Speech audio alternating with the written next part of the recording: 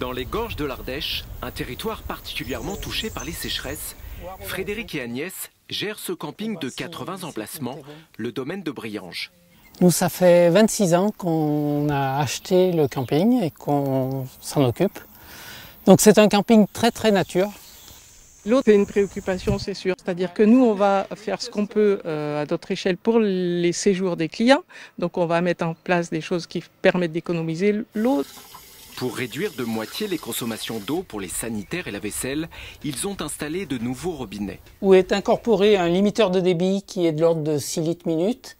Et en plus, quand on appuie, c'est un temporisateur qui dure en gros une trentaine de secondes.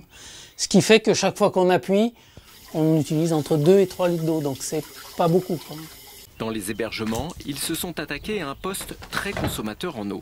On a enlevé les toilettes classiques pour mettre à la place des toilettes sèches. Les toilettes sèches qui permettent de plus consommer d'eau. Sur l'année, on estime à peu près notre économie autour de 100 000 litres.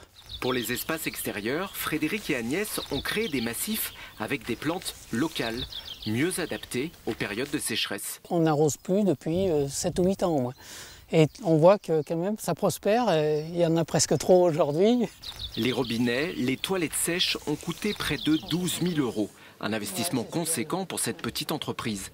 La moitié a été financée par le fonds tourisme durable de l'ADEME.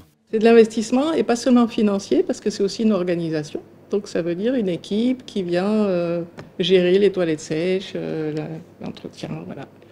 Mais on ne regarde pas que les sous quand on fait ce genre de démarche. Agnès et Frédéric récupèrent aussi l'eau de nettoyage des légumes de leur restaurant dans une mare.